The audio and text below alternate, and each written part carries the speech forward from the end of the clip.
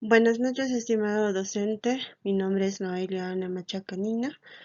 A continuación daré a conocer un tema sobre la corrupción en el Perú y la filosofía de Francisco Miró Quesada Canto Arias. En la contextualización hablaremos sobre la corrupción en el Perú. Desde muchos años antes ha sido una problemática acuciante y está arraigada más en la clase política que tiene su base en la sociedad que lo tolere, que ha tenido un impacto significativo en diversos ámbitos, desde el sector público, que es el clase gobernante, hasta el privado. Este flagelo es una preocupación constante a lo largo de los años y cada día va incrementándose ante la vista y paciencia de los ciudadanos, generando consecuencias negativas en la gobernabilidad, la economía, el progreso y el desarrollo del país. Y vienen provocando también la desconfianza de la ciudadanía. La historia de la corrupción en el Perú se remota en el inicio de la vida republicana, visualizándose más en la década de los años 80 y teniendo un pico o hito más alto, que es en las siguientes, ¿no?, décadas, que en 1990 al 2000, donde se ha constitucionalizado y no había poder o a persona que pueda enfrentarse porque lo callábamos, o ya se hacían beneficiarios que lo otorgaban, o simplemente coaccionándolos o haciéndolos un ataque sistemático, sistemático desde los medios de comunicación. La corrupción ha traído consecuencias muy perjudiciales, perdiéndose muchos millones de soles que muy bien pudieron haber sido utilizados para la mejora de muchos servicios como la salud, la educación, los transportes y en otros, ¿no? Siendo uno de los factores la asignación inadecuada de los recursos, la manipulación de licitaciones y en general la falta de transparencia en los procesos de contratación y financiera, afectando el desarrollo económico del país. Eh, Además, la presencia de prácticas corruptas ha visualizado y alejado la inversión nacional, más aún la extranjera, ¿no?, generando desconfianza de las inversiones, salvo aquello que se alinearan en esta corrupción, como los manifestantes de los representantes de Odebrecht, quienes ingresaron ya en unos contratos en donde campeaba la corrupción. No tenía necesidad de campear, sino que la corrupción estaba inserta en los contratos. La corrupción es uno de los problemas, incluso muchos llaman un flagelo, que más efectos negativos se evidenciaba en la vida económica del país, por lo que nos preguntamos, ¿se está enfrentando real y correctamente la corrupción? Desde nuestra perspectiva, según la situación actual, la corrupción, la respuesta es que sí, que la respuesta es que no, ¿no? Porque no se observa una lucha activa y real por parte de los gobernantes de turno o la clase política, ni la ciudadanía en general contra el flagelo de la corrupción. Lo que argumentamos lo siguiente: la corrupción está muy arraigada y la sociedad con, lo tolera, ¿no? Entonces, podemos también ver lo que son las clasificaciones, ¿no? Dentro de lo habitual o particular realizado, ¿no?, por una persona natural. Por ejemplo, tenemos un conductor que no tiene documentos de sus vehículos vigentes ante un control de policía. Le da dinero para evitar una papeleta. Y en lo empresarial, los sobornos ofrecidos y entregados por las empresas nacionales transnacionales para luego favorecerse. El caso de Odebrecht o proveedores de servicios en las campañas electorales, bueno, entregan dinero. En lo que es el estatal, cuando un funcionario o servidor ofrece o entrega regalos para ser favorecido en la emisión de leyes u obras. El caso de entrega de Rolex y demás joyas a la presidenta por el gobernador de Ayacucho. No es el caso, ¿no?, tanto en los congresistas como montesinos. También podemos decir con los aportes sobre el Francisco Miro Quesada, ¿no?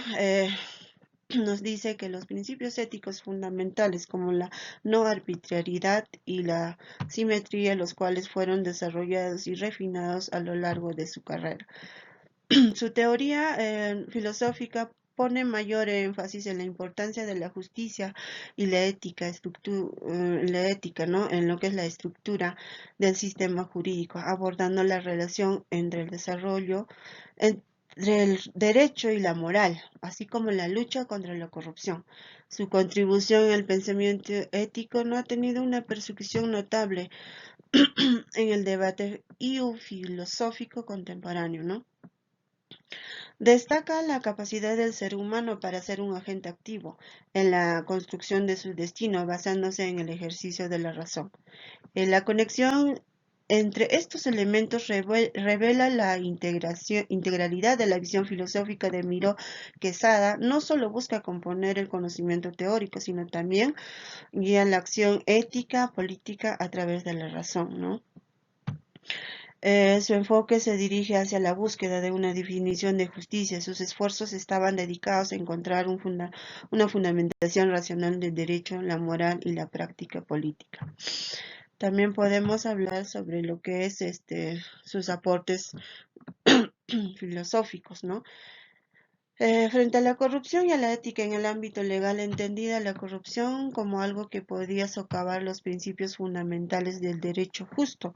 Su análisis busca proponer soluciones éticas y legales para combatir la corrupción y fortalecer la integridad del sistema jurídico. Existe la posibilidad de una fundamentación racional y ética para enfrentar la corrupción.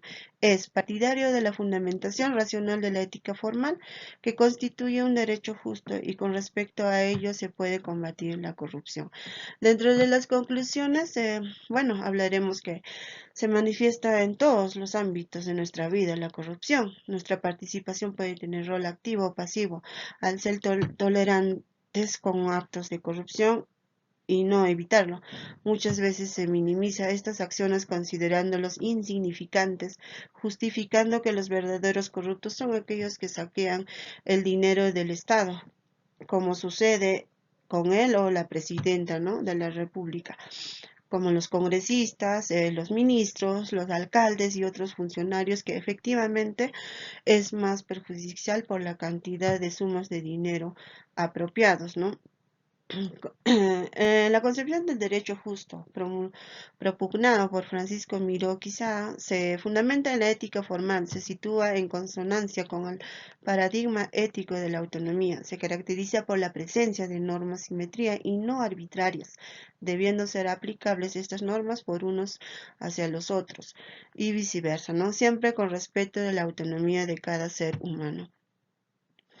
En el pensamiento de Miró Quesada se destaca en la capacidad del ser humano en la construcción de su destino, con base con el ejercicio de la razón, lo que busca no solo comprender el conocimiento teórico de sus postulados, sino también guiar la acción ética y política a través de la razón dirigido hacia la búsqueda, ¿no?, de la justicia.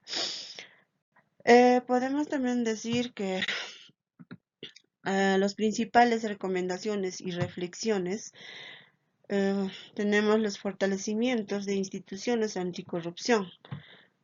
Es importante dotar los recursos humanos y logísticos suficientes para llevar a cabo investigaciones exhaustivas a las instituciones anticorrupción, como la Comisión Anticorrupción de Alto Nivel, debiendo garantizar su independencia operativa y fortalecer su capacidad técnica, con personal capacitado para que desempeñen un papel más efectivo y eficaz en la detección y sanción práctica corruptas en todos los niveles gubernamentales.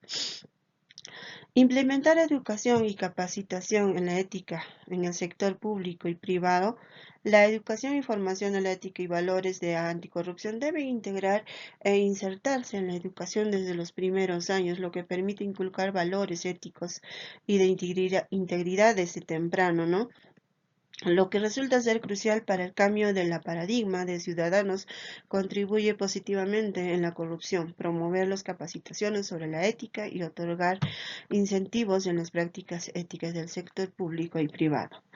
No debe soslayarse ni dejar de lado las transparencias y accesos, ¿no? Lo que es la información, así como fomentar la participación de los ciudadanos, activar y a la labor de los gobernantes y los legisladores de emitir las normas que sean severas y efectivas en su cumplimiento para salir de este flagelo. Muchas gracias, estimado docente. Buenas noches.